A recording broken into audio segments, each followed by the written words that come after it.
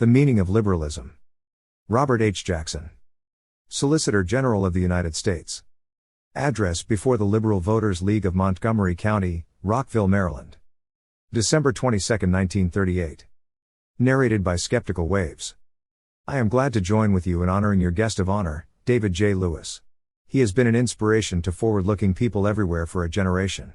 I have long respected his example and valued his friendship.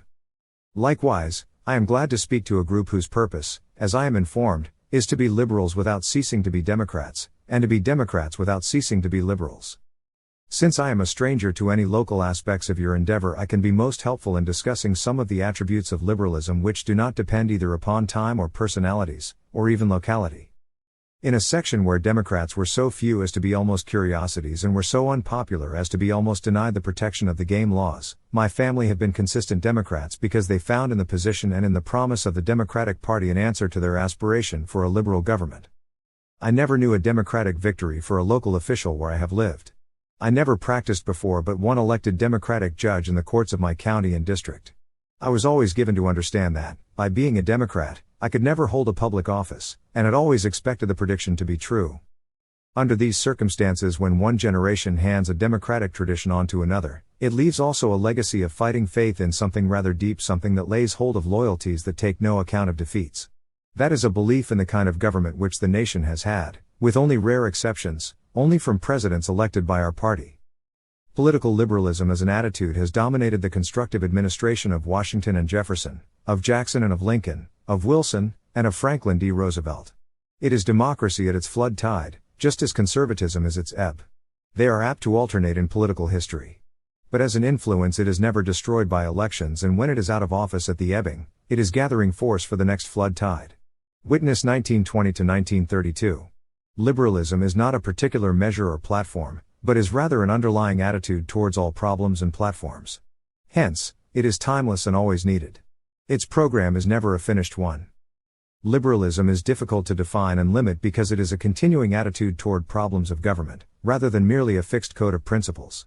But one fixed and unalterable purpose is the support of democracy, not as a mere form of government, but as an underlying philosophy with deep spiritual meaning. Thomas Mann, who has had an ample experience with other forms of government, warns us that every definition of democracy is insufficient, but proceeds to give us one of the best working definitions as follows. We must define democracy as that form of government and of society which is inspired above every other with the fooling and consciousness of the dignity of man. The achievement and protection of this kind of democracy has always been the special care of the liberal, and so far in our history it has found its most effective champions and leaders of the Democratic Party. But the dangers from which it must be protected change from generation to generation, and the direction of our watch must shift as the enemies of democracy take up different positions. Confusion as to what is liberalism in our own time proceeds from the fact that while liberalism is always defending the same goal, it must change front from time to time in order to face new dangers.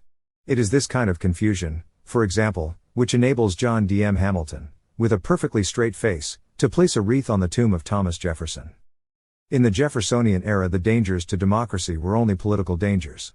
Great stretches of wilderness offered to all men about an equal opportunity to produce the primitive necessities of life.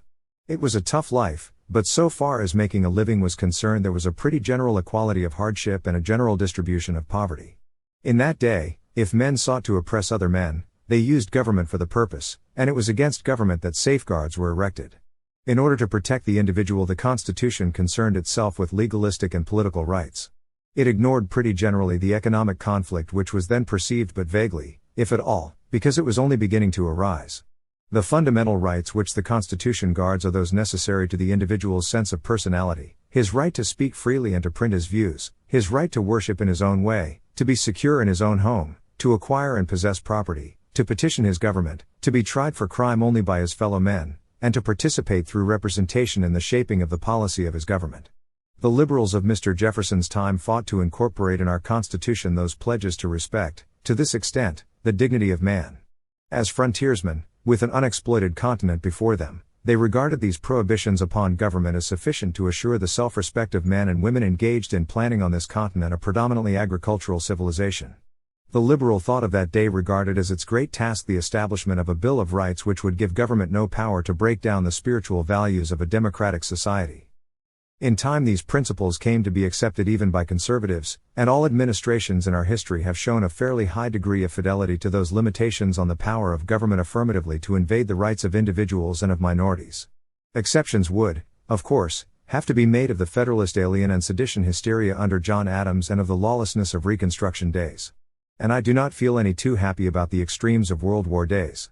But, by and large, the liberals of Jefferson's day created a pretty effective instrument to protect the individual from the assaults of government itself. But the efforts of Jefferson's period by no means exhausted the work of liberalism in the 19th century. There were other impediments to democracy which the liberals later, under the leadership of Andrew Jackson, made it their business to knock down. It was in the Jacksonian days that liberalism began to take on an economic aspect, and to concern itself with abuses concerning property. The beginning of the Jacksonian era saw the right of men to vote in nearly every state of the Union limited by a property qualification. Man, as man, had no voting rights. The polls were open only to man plus some given amount of property. As a consequence, a numerous class was without that voice in government which experience proves to be the only real protector of other rights. The Jacksonian liberals were everywhere engaged in removing this qualification, and they were rewarded by the newspapers of their day by the reputation of catering to the mob. Imprisonment for debt was another consequence of belonging to the submerged one-third of Jackson's era. And, in its time, it caught such eminent patriots as Robert Morris and made a fugitive of a justice of the Supreme Court. The Jacksonian liberals engaged in campaigns to end imprisonment for debt and were held up as enemies of property. Public lands constituted the relief funds of that day, and a complacent government had permitted a vicious system of allotting the lands to speculators who, in turn, parceled it out to actual settlers upon terms of greatest advantage to the land companies. Their land companies made large speculative profits, charged high rates of interest, and when they foreclosed, obtained for themselves the cabins which the pioneers had built and the clearings they had made, which the companies resold to others at an advanced price. The Jacksonian liberals fought to end this system, to cut out the speculators' advantage and to make grants of public lands only directly to those who were to homestead upon them. Their reward was to be accused of being enemies of business. In a frontier civilization where accumulations of capital are scarce, credit is a vital thing and its terms are high. Prior governments had conferred a virtual monopoly of credit upon the Great Bank of the United States, in turn, had shamelessly employed most of the leading public men of its time as its attorneys. Only in recent years has it been disclosed that Andrew Jackson was fully justified in his charge that this credit monopoly created a panic and an artificial credit stringency in his administration in order to force a renewal of its charter. The political liberals of Jackson's school thus came to fear monopoly and to battle against concentrated financial power. On into the 20th century the more important struggles were of the Jacksonian character, involving economic rights, such as the regulation of railroads, the right to establish an income tax, the right to make the notes of the United States legal tender, and similar matters. It is a characteristic of political thought that reforms come to be accepted by everybody only after liberals have risked their political lives and fortunes to obtain them against the most bitter opposition of the smug elements of society. Then the once drastic measures are no longer thought of as liberalism, but as Americanism. And the reactionaries adopt the names and slogans of deceased liberals in order to discredit living ones. Meanwhile the liberals have to face new fronts because the dangers come from another quarter. By 1932 the frontier had disappeared. The public lands were gone, and only the scandals of their administration remained. Our way of living had changed. Men could no longer walk into the wilderness and wring a living from nature. To get a living they must be accepted at an employment office, and the employment offices were in the hands of very impersonal and very cold-blooded corporations. It had become much less important to the average man under what mayor he lived than under what kind of a boss he worked. When he left the factory premises, the government respected his rights pretty generally. His chosen representatives could not interfere with his free speech or free press or right of assembly. But spies sent out by his employer were bound by no such restrictions, and if his free speech took the direction of trying to improve his lot through organization, he was likely to find himself in a sort of industrial Siberia. Therefore, it came about that the liberal movement of our time has been cast largely in the mold of economic liberalism, which makes its parallelism to the Jacksonian era more obvious, although none the less real, than its parallel to the Jeffersonian liberalism.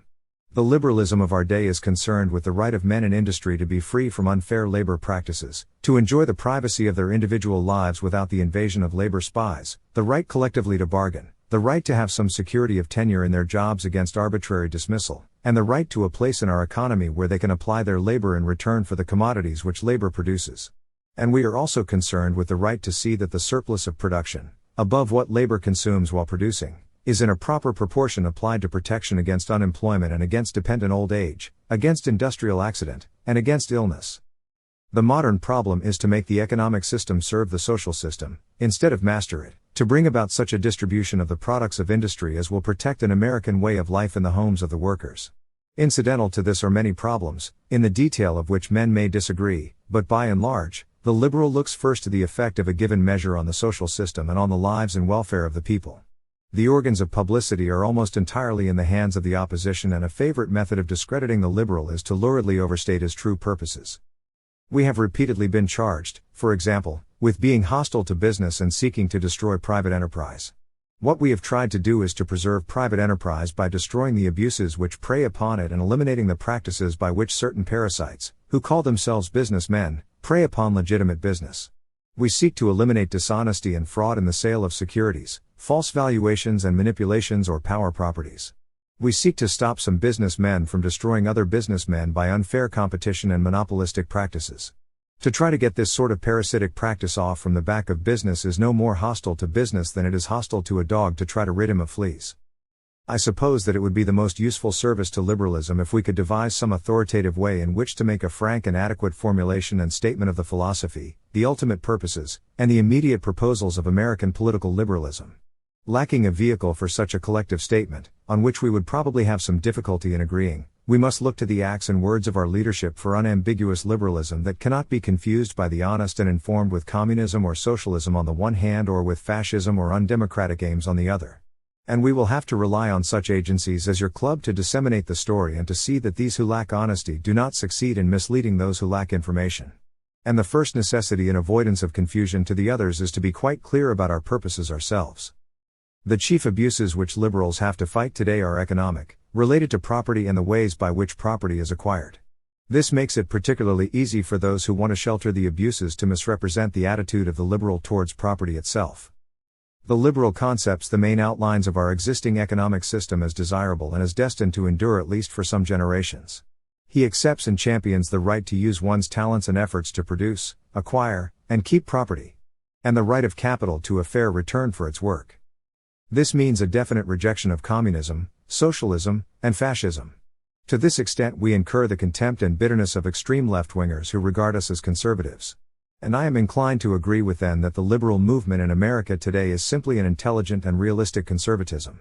And I further understand their hostility to liberalism, because its success is the greatest barrier to their hope of leading Americans into communism or fascism. But our acceptance of those property rights is subject to the important qualification that the interests of men and of society come first, and that warns us both the misunderstanding and the hostility of conservatives. First of all, we have insisted that capital be honest and that the law make it so and punish delinquency. A system of honest capitalism cannot tolerate the inflation of our investment structure through fantastic write-ups of property, such as the utility holding companies engaged in. The rights of property and the profit system do not include the right of a few men to put 2 and 2 together and make 6 out of it, and as a result either rob investors or gouge consumers or exploit labor. Moreover, the liberal has always looked upon the possession of concentrated and irresponsible economic power in a few private hands as a menace to free government. In the first place, such a development in the business and financial world drives to unequal concentration and centralization of governmental authority in order to deal with it.